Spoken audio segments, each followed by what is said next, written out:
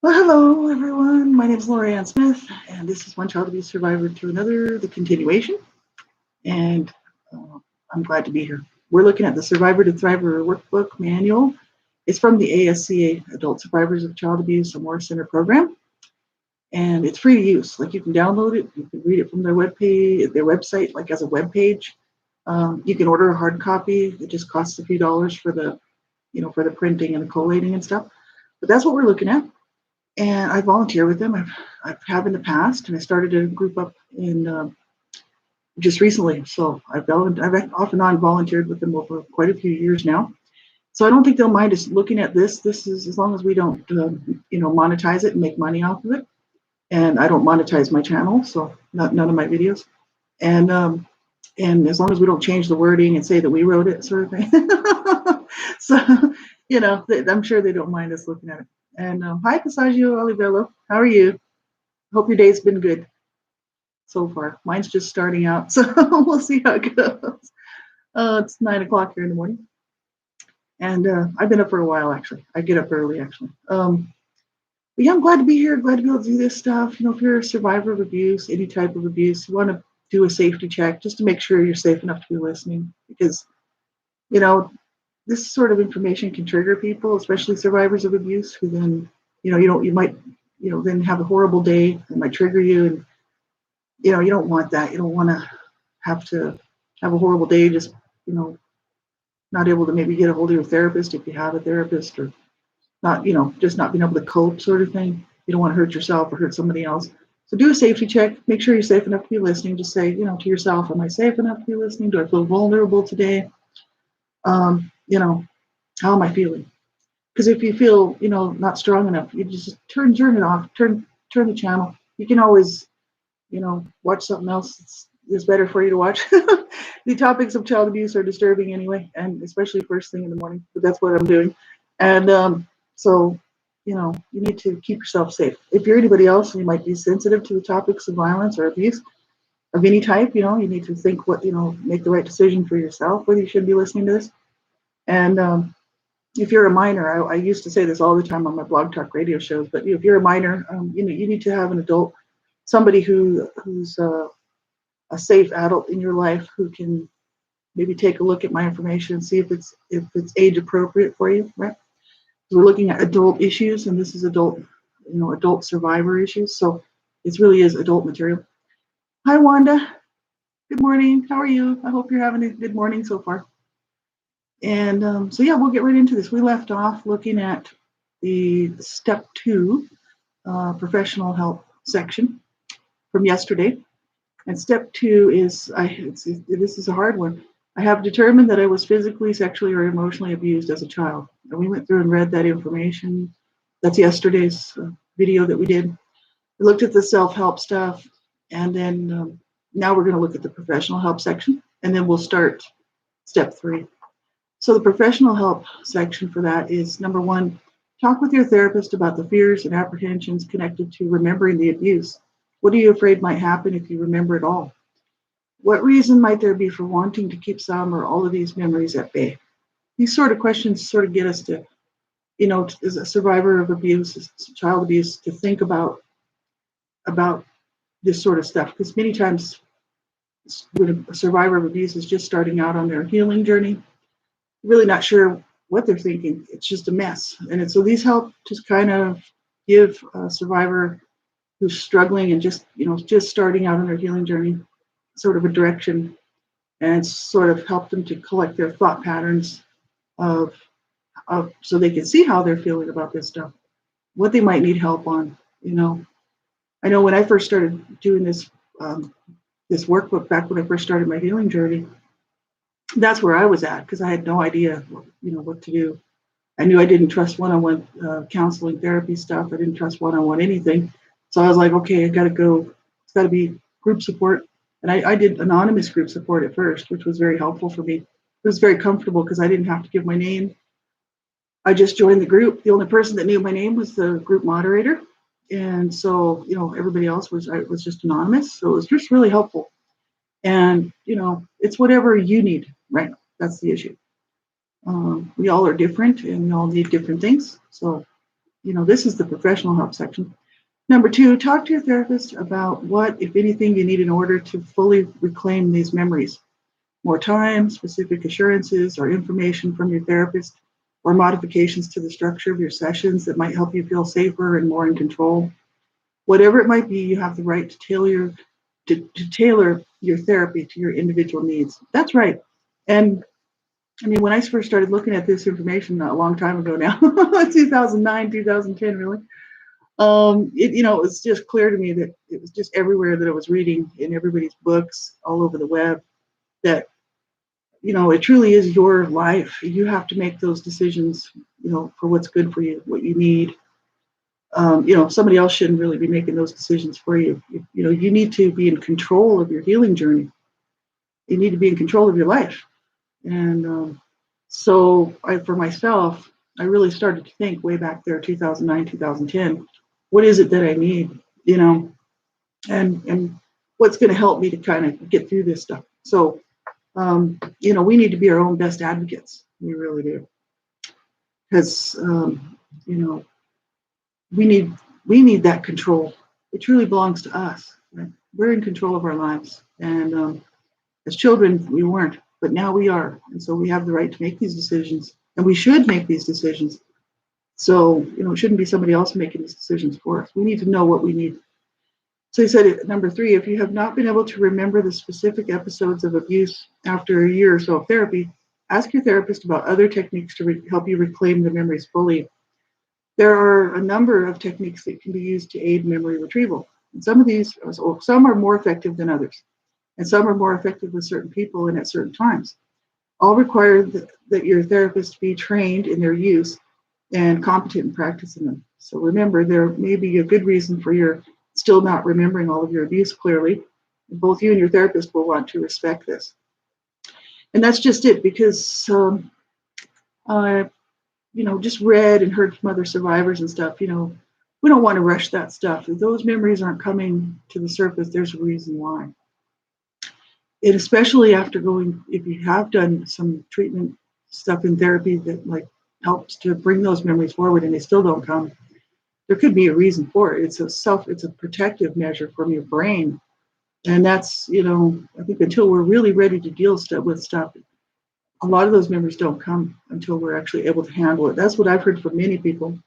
Personally, the only memories that I have trouble getting hold of are from the CSA child sexual abuse. I have quite a few memories, but they're sort of fragmented, bits and pieces.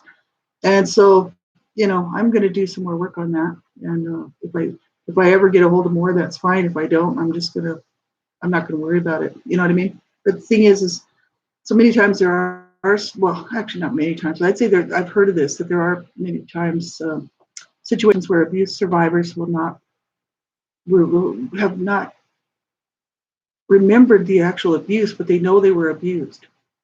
And so they think they might be crazy because they're like, well, I don't have any real abuse memories, but I just know I've been abused.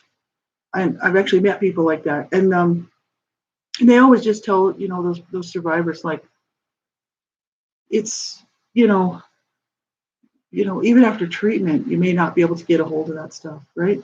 If people have the general idea that they've been abused, there's a reason for it. Most people don't want to run around feeling abused. It's not fun.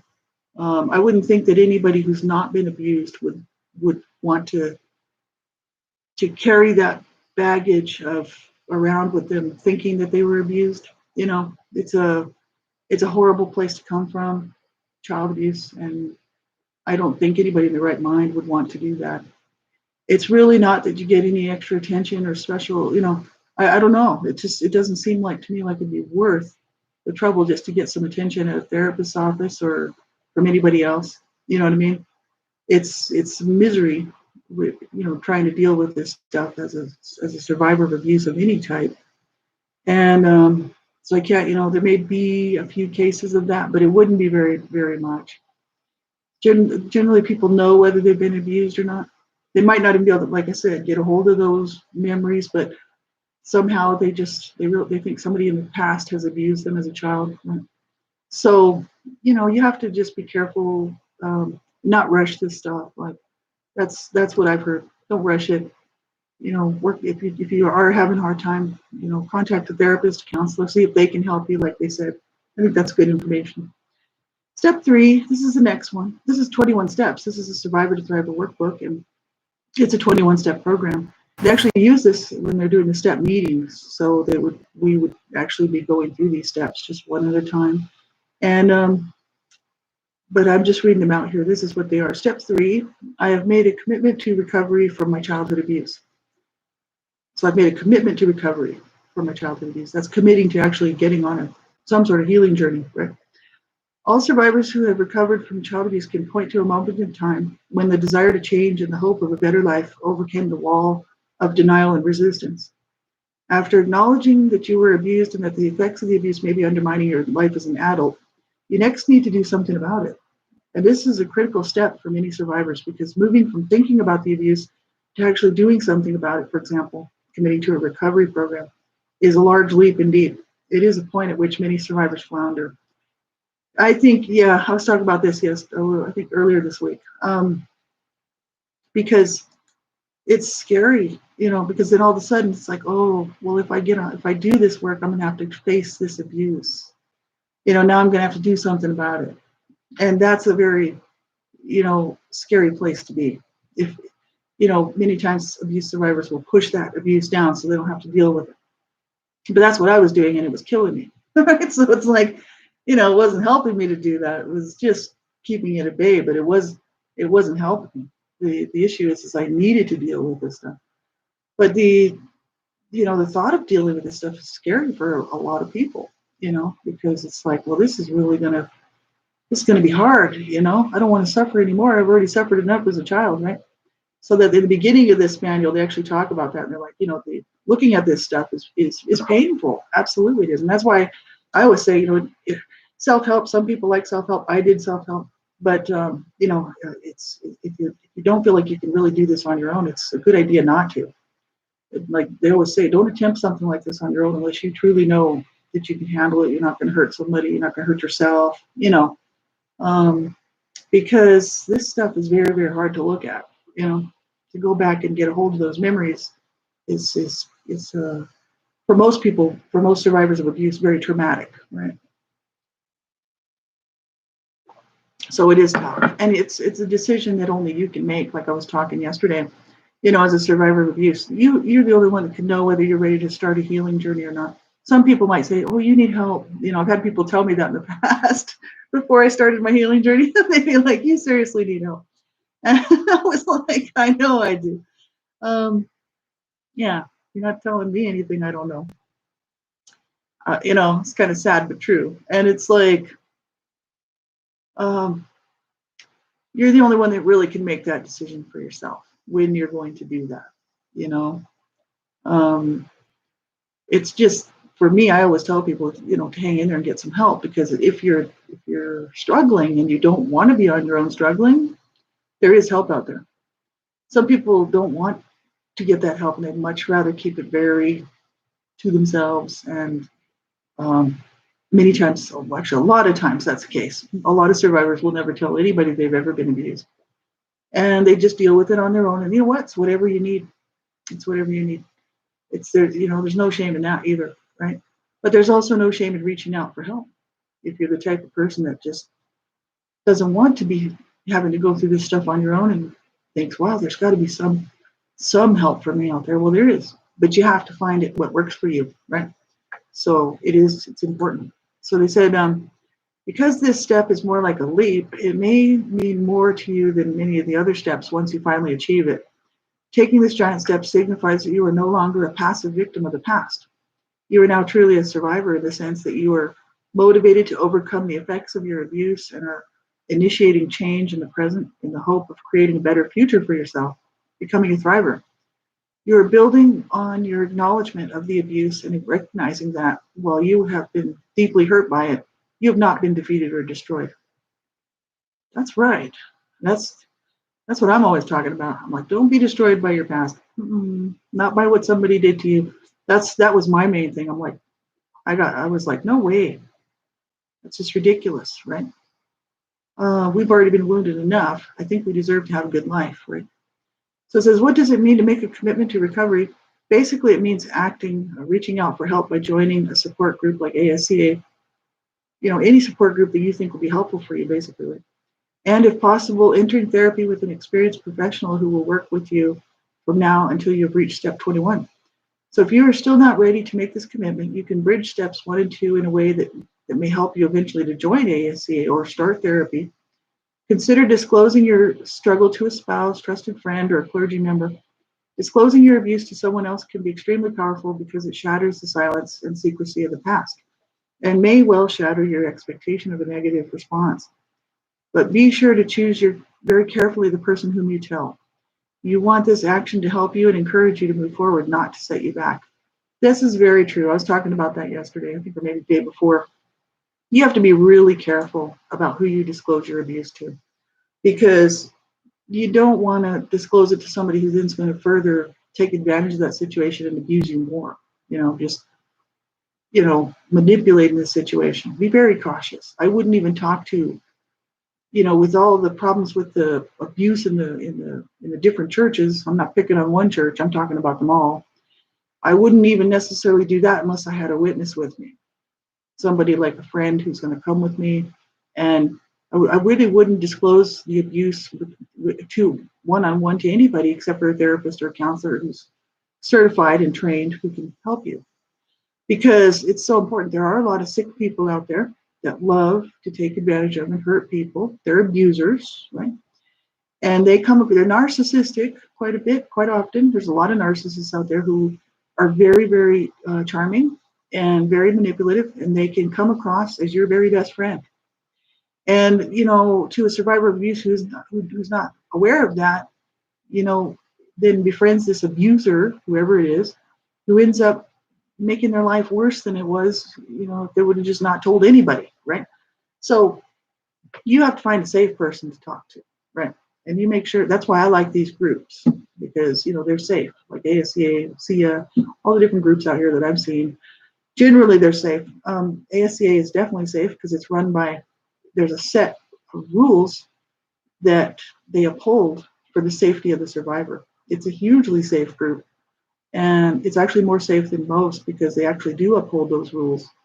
And it's, people who just can't go around hurting people within that group. It's not allowed. And so that's why I like it. It's very safe. But the thing is you need to be real careful for who if you have never told anybody you've been abused, be careful who you disclose that information to. Make sure that person you're talking to is safe. They're not going to further cause you to have more trauma in your life because you've actually disclosed that to them, right? Because this can happen. So, because people are sick and they don't mind hurting other people, which is really sad. They said throughout this manual, we have stressed both professional therapy and self-help as important tools for your recovery. Because you're attending ASCA or other self-help meetings, you're obviously aware of the benefits of self-help, but it doesn't hurt to summarize them briefly. Self-help support groups offer understanding, support, information, and acceptance for participants in recovery. And most cost nothing to join and meet at various times and locations.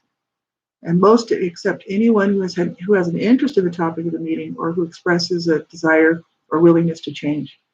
Self-help groups can provide resources and information for participants needing additional help. And by use of a sponsor system or, as in ASCA, a phone list, self-help support groups offer support during difficult times and welcome relief from the isolation, stigmatization, and shame that most survivors face.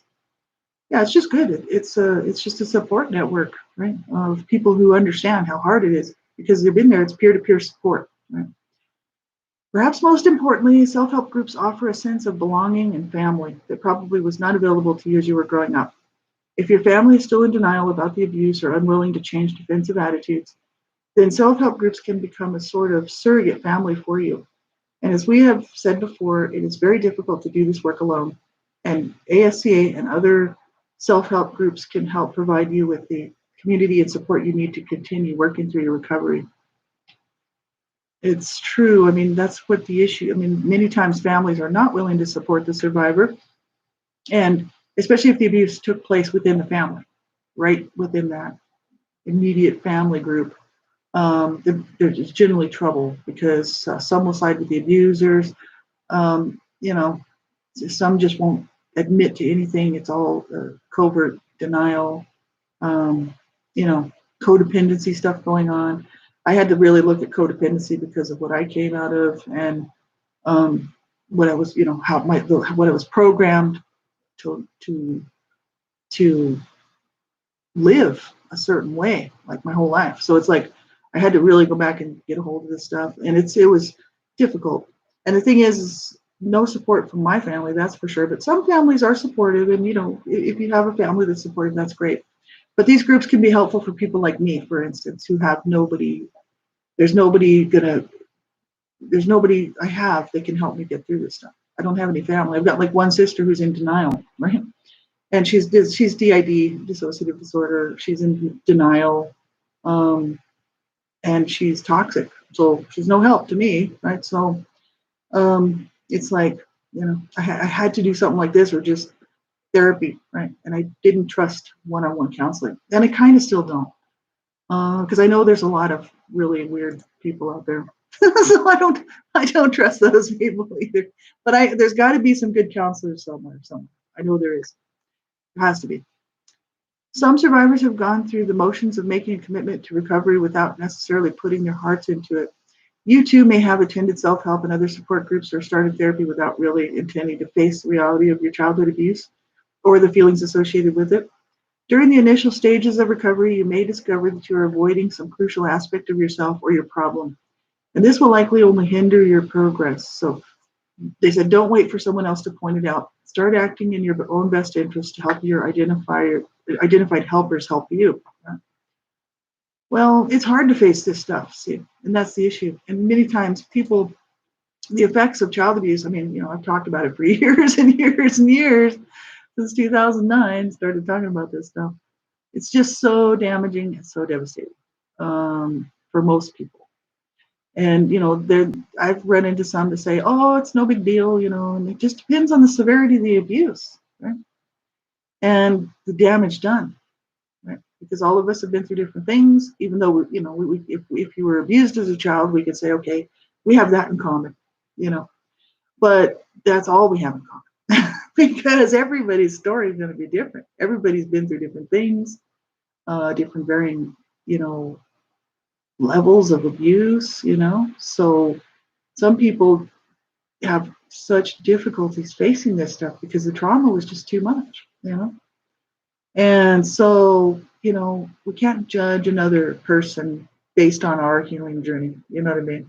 It's like, well, I don't know why they can't get through it, I did just fine, you know what I mean? It's kind of like, no no that's not right. And that's why I like the ASCA, because they don't do stuff like that. You know what I mean? Everybody's treated with respect and with dignity, and with the proper respect that they should have. It's good. So, but the issue is so many times people don't want to face this stuff, and who can blame them? Truly. But I knew that my life wasn't going to get any better until I actually did face it, and that's the issue. And it was definitely hard, But I had come out of a situation that, like I said, that was the lowest point I'd ever gotten in my lifetime. So they call it a breakthrough crisis. I called it a breakdown. It's like my breakdown. I had the last one that I had at the age of 42. So see, sometimes it just doesn't happen until much later in life. And I guess when we're ready to face this stuff, at some point in our life. So if you're sitting there thinking, well, I want to be on a healing journey, but I'm not ready, you'll know when you're ready. You'll know. Something inside you will tell you, okay, got to do it, right? And at that point, you kind of know you're strong enough to actually get started on it, right?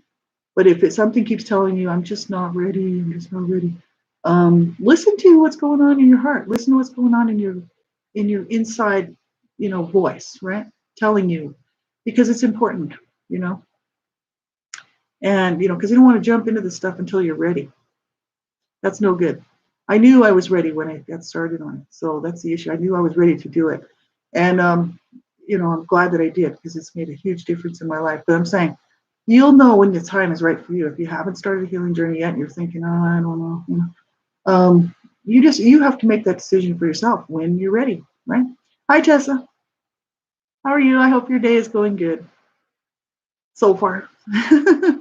I'm just getting started here. So they say, well, here's a self-help section, right? So this is to do with this step 3, page 72 of the Survivor to Thriver workbook. And it's, I have made a commitment to recovery from my childhood abuse, right? Made a commitment to recovery, which is a big step. And that's what we just finished talking about. Self-help, they said, write in your journal about the circumstances or insights that caused you to make a commitment to recovery at this time. And so I did all this back when I started this manual back in like 2000, late 2009, 2010. And they said, number 2, who, if anyone, has inspired you to get help? I had a huge list of people because I had been reaching out. Like I said, I joined an anonymous support group and I started looking for help on online for adult survivors of child abuse. And I met a lot of people like that. And many of them are my friends today. And I actually wrote those people's names out because they were the ones who were encouraging me to get on this healing journey and get help and not suffer on my own, you know. And so I wrote all their names out. And number 3, describe the part of you that is motivated to get help and to make changes. Describe the part of you that is motivated to get help and make changes. The part of you. That's an interesting question. Describe the part of you that's motivated. I guess if I was going to answer that at the time, I mean, I don't know what I wrote because I don't have my notes. I don't know where they went. Describe the part of you motivated. I think it's just the part of me that would say, you know, I want a better life, right? That part of me that says, you know, do I have to keep going on like this? You know, do I have to keep suffering through this stuff? How long am I going to keep suffering through this stuff as an adult? It's really not. It's not healthy. It's not okay. But yet, how am I going to deal with it? You know, this is stuff that happened so long ago, right? And that's why many people say, well, you know, can't you just get over it? And it's like, I just look at them like, I don't know. Could you go through what any of us went through and get over it? I don't know, you know. And it is hard. Yeah, it's hard. It's very, very hard. And these things, that's what I'm saying. This is such hard stuff to deal with. And that's why, I mean, that's why many times people will say, oh, just get help, you'll feel better and all this stuff. And it's like, you know, I say get help so you don't suffer on your own, because that's what I was doing. But it takes time to do this stuff. It really does. And some of it, like I said yesterday, it doesn't ever get resolved, you know. But I have to be okay with what I've got, and with the reality of the best I can do. You know, because obviously none of us can go back and change the past, right? The past is what it is. So, you know, these things are tough. And that's why I had to get in touch with what was going on, because I was like, I need help, man. You know what I mean? 32 years of suicidal ideation and planning. I mean, it was just like, I seriously was like, I need help. um, Nobody in their right mind sits around doing that. You know what I mean? I'm like, this is not good. And this was all because of what somebody else, some people did to me, which happened to be my parents and my brother. And, you know, I was like, wow, this is just crazy. So I was like, you know, yeah, so many emotions came from that. So many, you know, anger and rage and just total despair, you know. People have no idea, unless they've been through it, how hard that really is on a child, right? So then as an adult, I have to get in touch with that stuff and basically go in and it's even more than reparent. It's more like learn to love myself, that wounded child that I was, because she didn't get any love. She didn't get the care she needed. And so I have to do that because there's nobody else that can do that for me.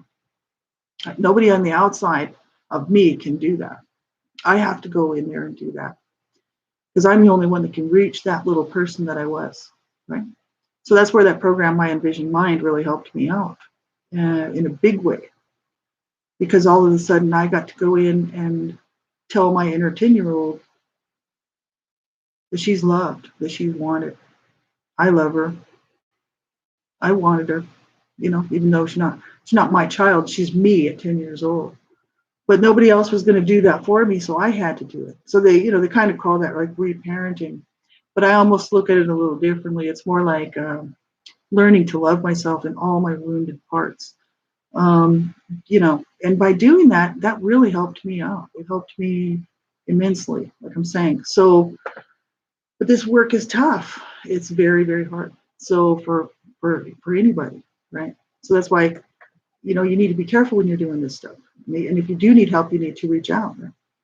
So they said, number 4, how do the voices of your internal naysayers, those parts of you opposed to making such a commitment, justify not going forward with recovery? What are the reasons and how do you counter them? I know I didn't have a problem with that question because I was ready for my healing journey, but some people may, you know, looking at that might have a good answer for that. Number 5, write an affirmation in your journal about your commitment to recover from child abuse. It can be a poem, a letter to yourself, a statement of your goals, or an unsent letter to your parents, abusers, whoever the abuser was. This can become a personal manifesto to which you can return for strength, inspiration, and encouragement during the most difficult times of recovery. So write an affirmation in your journal about your commitment to recover from child abuse. That's interesting. I'm sure that I did that at the time. I don't remember what I wrote or anything. But I've done a lot of this over since then, like since I started my healing journey. You know, obviously, I've written books and poems, and which was all really very healing and helpful for me. You know, disturbing for other people to read, but really helped me to get it out. And now I don't carry that. I don't have to carry that load in silence and shame. You know, that's letting my inner children that were abused get their voice out. You know what I mean? And so, you know, it was very helpful. But even if nobody sees it, like me, I mean, I went public with my stuff, but you don't have to. Not everybody wants to do that. So if you wanted to do that, you could do that and you could tear it up. You know, you could write it like if you didn't want somebody to actually accidentally get a hold of the material, like, you know, if you were concerned about your safety or, you know, any number of reasons why a survivor would not want that type of stuff to be, you know, for somebody else to get a hold of it, you can actually do that and then completely destroy the copy. I've heard of people doing that and then burning it or, you know, in the fireplace, or if you have a fireplace, or tearing it up into tiny, tiny pieces, throwing it in the garbage sort of thing, just to make sure that nobody gets a hold of it. You can do that. I've done that. I've torn stuff up and gotten rid of it. Journaling and letters that I've written my abusers, I actually tore those up in tiny little pieces. First, I like scratched them all up and out of anger to let some of that anger out, and then I ripped them to shreds and threw them in the trash. So I didn't save those, and that's okay. But I got to tell them everything that I wanted to tell them, and it was really helpful. I was like, "Yeah, that's right," and it made me feel good. It really did. It can be very helpful to do stuff like that.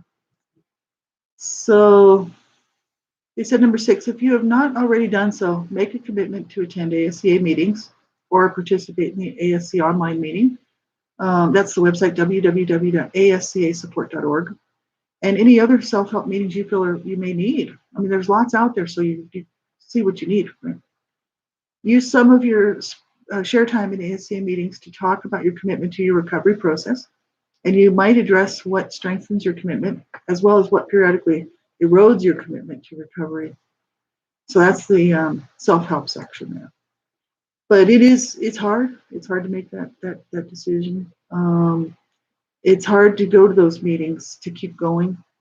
I know for myself, like in the beginning, I belonged to an anonymous support group, and it wasn't the ASCA. It was just this other one that was online. And to be honest with you, I can't even remember the name of it. This would have been 2009. And it wasn't a type of support group that you would just show up. They had meetings on Monday or something, or meetings on Tuesday. It wasn't that type. It was just a place where you could go and get resources, and it was an online, you know, thing. You'd log in. It was like a group, and you could chat with people if you wanted to, because they did have a chat room for survivor support and stuff like that. So if you needed help or you were looking for resources or something, you could put your information there, and somebody would, if they were online, they'd get back to you. Otherwise, they'd read your chat and they'd get back to you, sort of thing.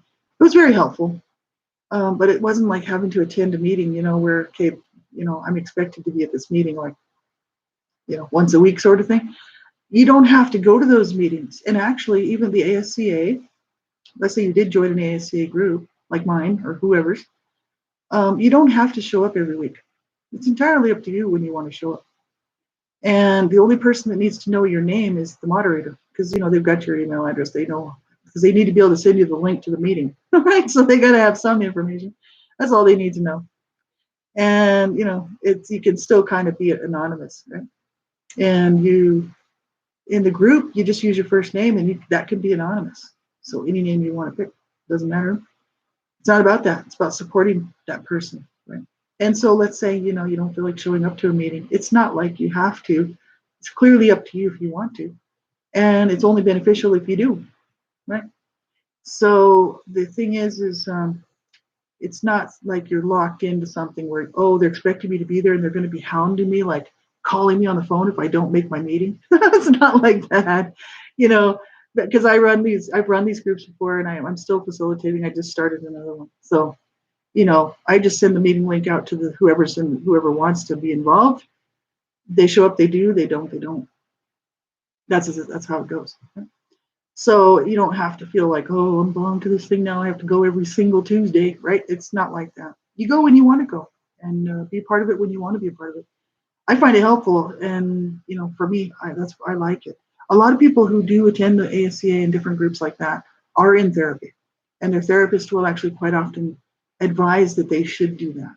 Peer-to-peer support is very important in a person's healing journey, right? So it is just a safe place where you can express safely how you feel, what you've been through, and to get some help and support, right? So professional help says, number one, this is page 74 of the Survivor Thriver Manual. Number one, if you have not already done so, and provided that this is an option for you, make a commitment to find a competent and caring therapist, someone who will support you as you go through the ups and downs of recovery. Refer to the section on Choose Therapist in Chapter 1. And if you need help in going about this task, or if you need help going about this task. So, as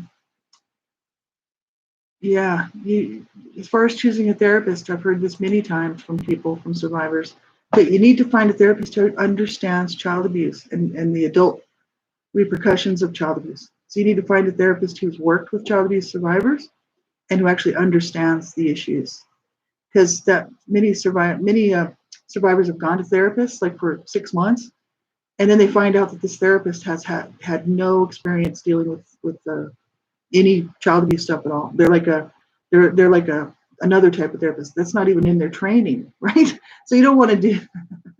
At the very beginning, you want to find out, are they qualified to help you in the matter of child abuse issues, adult survivor issues because of child abuse, whatever type of child abuse it is. And I think it'd be good to be specific. Some may be able to help you in the area of emotional or physical child abuse, but they may not have a clue how to help you with the CSA child sexual abuse.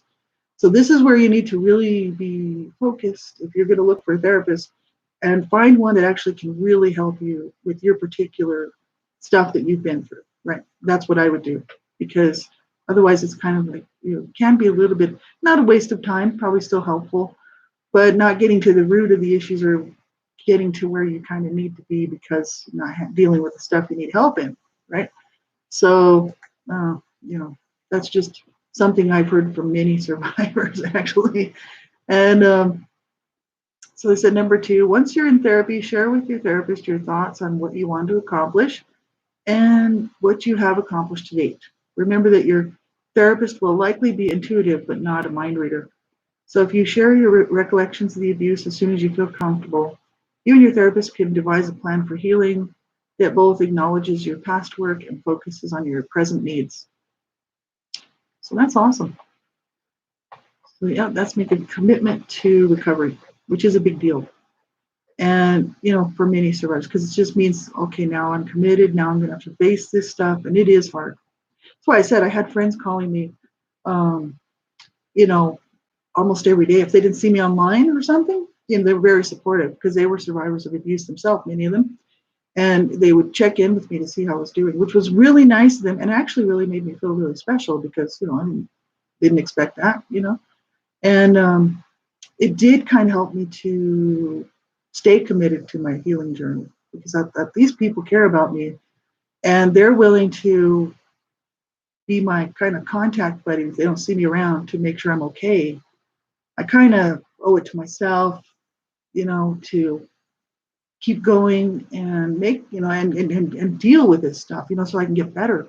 Because that's the issue. Like, they knew I was suicidal before, and they were like, just wanted to make sure I was all right while I was going through all of this stuff, remembering the abuse, and I mean, really delving into the issues, right? So it is hard. Like I said, it's not easy. So you want to be careful about this. I mean, make sure that you're ready to start something like this, and if you have the support around you, which is really important, um, people in your life, that you trust, that are safe, that can help you get through this stuff, right? So how many minutes do we have? 20 minutes. I guess we could start the next step. Step 4. This is now this is harsh. Step 4 is I shall re-experience each set of memories of the abuse as they surface in my mind. Now, somebody who hasn't been abused as a child may look at that and be like, I shall re-experience each set of memories of the abuse as they surface in my mind, but they wouldn't have a clue what that's like for an abuse survivor to re-experience the abuse. That's one thing that I think that my envisioned mind really helped me to do, because I had to rescue myself from all of these places of wounding. So I actually had to go back to the places where the abuse took place in my mind, in my memories, and save myself, because I had already been abused. Nobody was going to help me, So I was wherever I was in the room, and I had to literally go pick myself up and get myself to safety. So in doing so, it was very traumatic, because then I, of course, was really looking at the memories of what shape I was in at the time. This stuff is very difficult. And like I said, it's not, we should have never had to go through this stuff. But if we don't face it, nothing's going to change, right? So this is why, it's until I was willing to face this stuff, my life was going to continually spiral downward, and I wasn't going to make any progress. I was just going to, keep dealing with it the way that I was before, which wasn't working. That's the issue. It wasn't working. It never did work, as a matter of fact. And so I was just getting through, just existing. That's not living. And, until I started my healing journey, that's when I actually started to live and make progress and actually enjoy life, and, really started to enjoy who I am. You know what I mean? Like, hey, I do love myself, and, I didn't deserve that, right? No child does. So, until I actually faced this stuff, I couldn't make any progress. And that's where I'm at right now, because I'm getting back into the CSA child sexual abuse stuff. I'm getting back on my healing journey with that, and that's hard. It's very, very hard to go back and look at stuff that happened to me so many years ago. I survived it, so I say, oh yeah, I survived it. I'm fine. I can do all that whole thing that I used to do, no problem. I can handle it. I'm strong. I made it. But that's not looking at it. that's not dealing with it, not at all. And so I have work to do. And even though I wrote a book about it, One Child Abuse Survivor to Another: The Journey, that was a journal and remembering the abuse. But the thing is now I need to go do the work, the actual healing work. So that's what I'm going to do. And it's going to take some hard work. It's going to take some time, as much time as it takes. I'm not going to rush it, and just allow it to happen. Right? So revisiting the abuse, that's hard for people, right? So I shall re-experience each set of memories of the abuse as they surface in my mind. Here's what they have to say. This is page 75, Survivor to Thriver. This step represents the major task of the first stage of recovery and may require the most time to accomplish. Often survivors of extreme and prolonged abuse will need to return to this step again and again as new recollections of the same or additional episodes of abuse surface. And that's just it. It takes time. Right? This step essentially involves going through the memories of your abuse and expressing them at ASCA meetings to trusted friends, supporters, or your therapist in as much detail as you can remember, and to the extent appropriate for your listener. If at all possible, we encourage you to find a therapist before beginning work on this step. If this is not possible, this is the time to strengthen your support network and continue your participation in ASCA meetings. So this is the point where you want to make sure you do have a network of people around you who can help you to get through this stuff. Because re-experiencing the abuse Most survivors of abuse would be like, I don't want to re-experience that abuse. Why would I want to do that? And this is the issue, and that's why we get stuck in these patterns of self-sabotage, self-destructive stuff going on in our lives. Even if we think we're doing great, until we deal with it and actually find some peace, and find some, which many people would say there is no peace. I used to say that. Well, I finally found peace, and I'm really glad. I'm like, I'm enjoying life now. See, and this is my victory over my abusers. They couldn't get me to just destroy myself. They couldn't. They didn't destroy me. They couldn't do it, and they didn't get me to destroy myself. So I win. See, it's my victory. And also, every day I wake up is just a huge slap in their face because I wake up and I'm like, I'm living. I'm doing good. I'm getting help. And that's my victory, man. You know what I mean? It is. And it's like, that's my way of getting back at them. They're dead now. But the issue is that it's such a great thing to be able to sit here and know that all that stuff that they put me through and that they did to me did not kill me. And it did not cause me to kill myself. I mean, it was close, you know what I mean? But the issue is I win. I'm still here, and I'm actually enjoying life. So this is the thing, right? Like I said, I have better. Some days are better than others. We go through cycles, and a part of me hates this life because I hate evil, and I hate what people are doing to children. I hate abusers, and I hate people who abuse children in any way. I don't care what way it is. None is any worse or better than the other one. I don't care. Emotional abuse, psychological abuse, sexual abuse, physical abuse. I don't care. Neglect. I hate what the world's doing to children.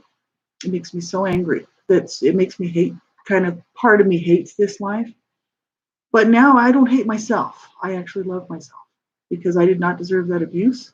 I was a little girl, and I was just a normal behaving little girl doing little girl things. That abuse had nothing to do with my behavior, had nothing to do with me. I did not bring it on. It's not my responsibility. There's no way that I could do anything to deserve that abuse. So therefore, it's not my fault. And so I take zero responsibility for it. And I put all the blame on my abusers. They're the ones that did it. The blame goes with them. And therefore, I'm walking free today, even though it's still hard. There's better, like I said, some days are better than others. And, anybody coming from a traumatic background like that's going to have good days and bad days. But the thing is I have more good days than bad days. And, I've learned how to love myself. I'm learning how to take care of myself and reparent myself and also make better decisions on my own behalf, right? I'm learning how to do life, right? And, when I think of my abusers, because, I can still see their faces, I know exactly what, my parents and my brother, when I think of them and I think of how twisted they really were, how twisted and evil and, completely how monstrous they really were. They were monsters. To be able to do that to any of their children or to anyone, and I really do love myself. Yeah. So I've learned how to love all those wounded parts of myself. The only way I could do that was to go back in and revisit the abuse, right? And it was hard, definitely hard. So I'm saying you want to make sure you have some people in your life that you trust, right? Trustworthy people, even if it's one or two, a couple of trustworthy people in your life who can help you get through this stuff, right? Therapist, whatever, somebody, a friend, supporter, a support group of some type. Doesn't have to be ASCA, just anything that helps you to get through. And, be careful when you're doing this work, revisiting the abuse, because it's very traumatizing to do. And it's hard. It's hard on a person. So they said,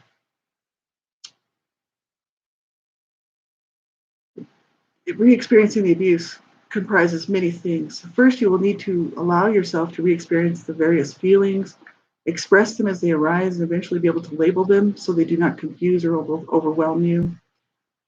Second, you need to try to describe any sensory impressions connected to the abuse, visual images, sounds, smells, tastes, all that sort of stuff.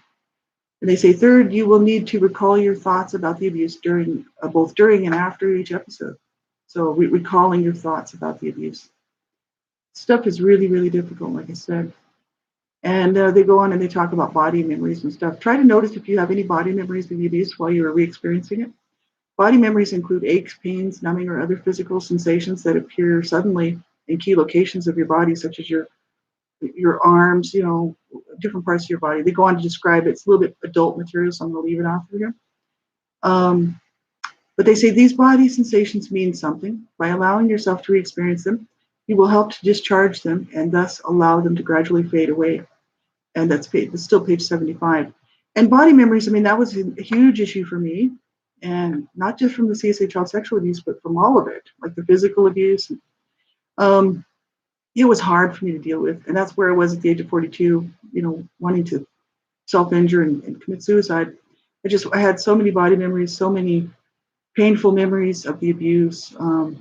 It was unbelievable. You know what I mean? So until I started working on this stuff, that's the issue. It wasn't going to get me better.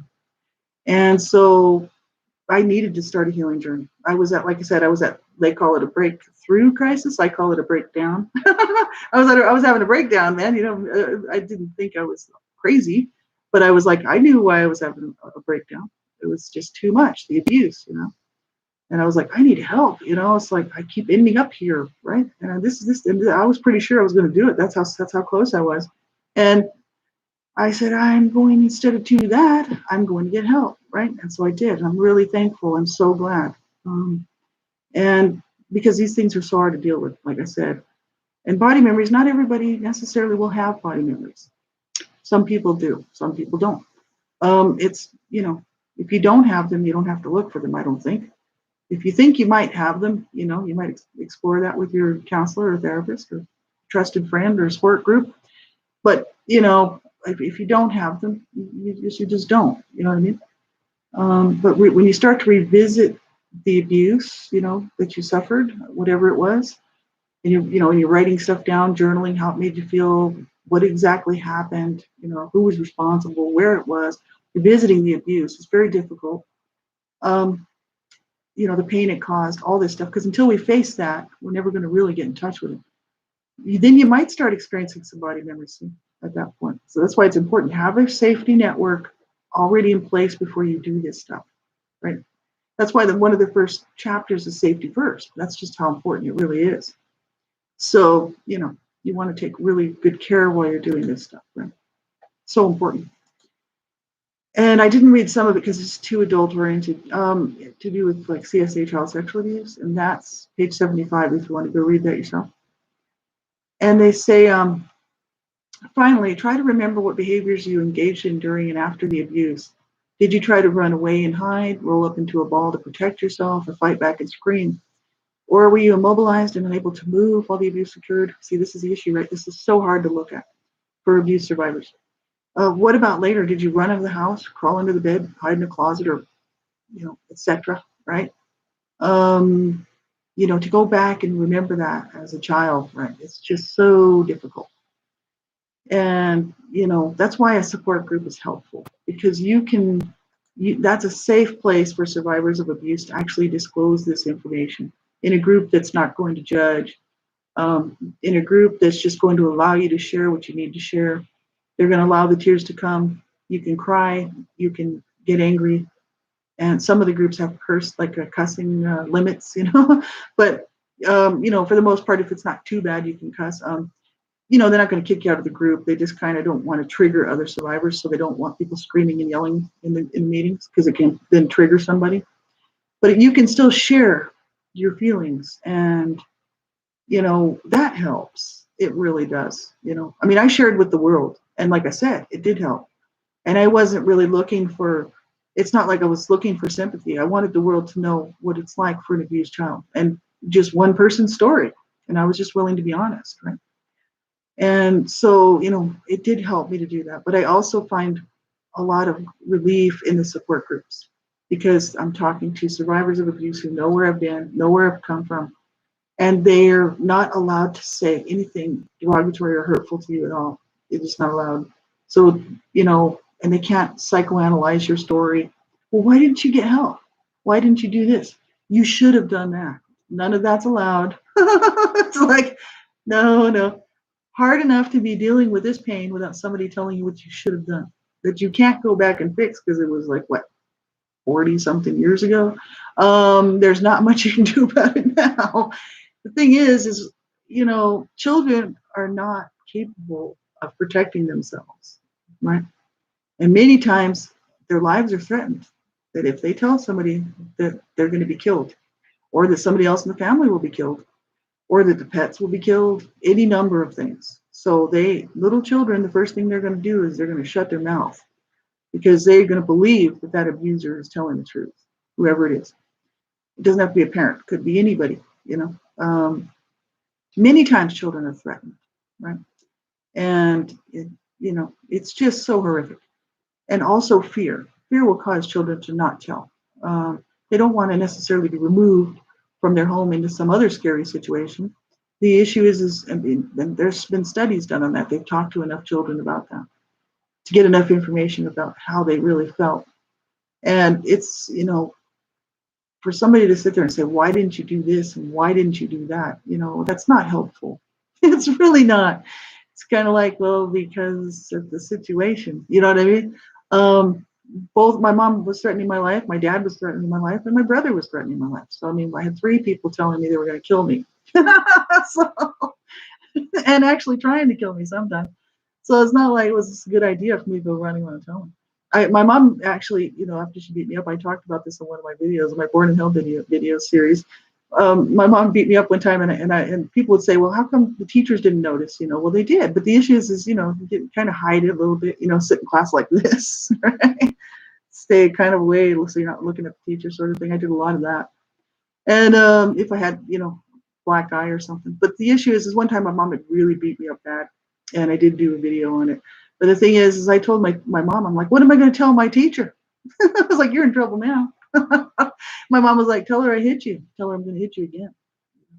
That was my mom. And she didn't care if she lost me. See, that's what happens with people who don't care, right?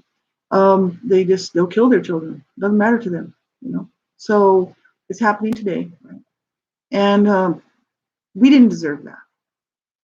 And we don't deserve then other people coming along telling us, well, how come you didn't do this? And why did you do that? It's like, come on now, that's not support. Basically, I like those support groups because they are a safe place for survivors. So I'm just saying, it doesn't have to be the ASCA, but that just happens to be a really safe one where there's rules that have to be followed, which I like.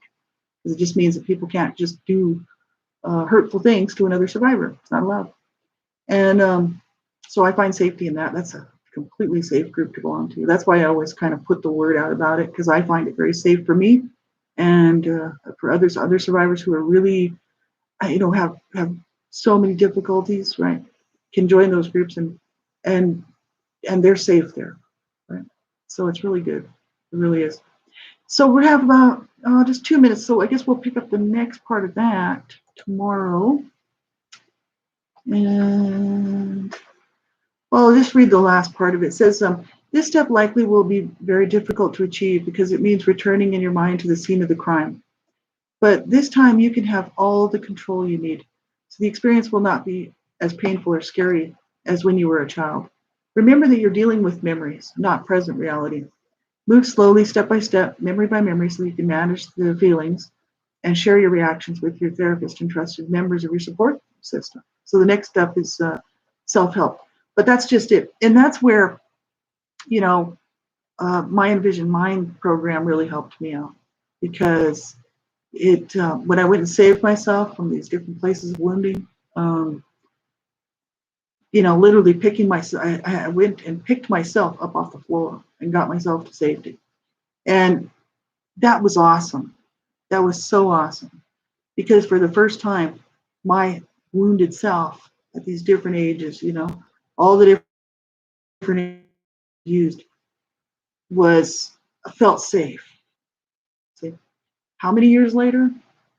We're talking, 40 years later, 45 years later, you know, uh, finally some safety for my inner wounded self. It really did make a huge difference because I was able to go in there and take control, you know, and get myself to safety. It's wonderful. So I love that program, Mind, Vision, Mind. And I did an interview with Beverly Searle at one time, and she helped her, Kate Mitchell, who and her designed that program, and Beverly Searle runs it, but it was designed partially by Kate Mitchell in the beginning. So she helped me get through it and did a year and a half of that work with me with dealing with the CSA child sexual abuse. So very nice. Thank you, Tessa. I appreciate it. And it's that's just it. There's so many of us out here like that. I just wanted to be one more person, one more voice, and just to be an empathetic person out here because I know there's so many of us out here that have gone through so many things, horrendous stuff that we never should have had to go through, right? And then a world of people around us telling us, can't you just get over it? So that's why I'm here today to, and through the years, just to say, look, you didn't deserve that. You really didn't. And I do like to laugh and have a good time because everybody knows. And I do kind of make fun of things, that's just my personality. But, I appreciate y'all being here with me. I really do. Because like I said, for years I did these pretty much on my own and it was lonely. It's been nice to have you here and I hope you find it helpful. And I hope you have a good day. If you're struggling and you're having a hard time, like I say in every single show, you need to get help. Don't go down because of what somebody did to you. No. I'm telling you, don't do it. We don't deserve to be destroyed because of what somebody did to us so many years ago. That is absolutely not acceptable, right? And you deserve to have a good life. So if you're listening to this and you're sitting there thinking, I don't know how I'm going to do it. I really don't. Well, you don't have to do it on your own. You can get help, right? And so I'm saying, call a crisis line. Don't give up. Whatever you do, don't. Because you win. If you stick it out like me, then we win. Because it's a slap in our abuser's face. Every single day that I wake up, I'm like, it's my victory. And it makes me happy. It really does. Because I'm like, it's the only way I can get back at them is to live and have a good life, right? Because if I killed myself, they would have won. See? So that's what I'm saying. You have to get help. If you're struggling and you don't know how you're going to do it, get help. Call the crisis line because I want you to come back and meet me back here tomorrow. So take care, everybody. I wish you a really good day, even though I know sometimes it's just not good and some days are just horrible, right? But then we just look for a better one the next day. Keep that in mind, my friends. Take care. Talk to you later.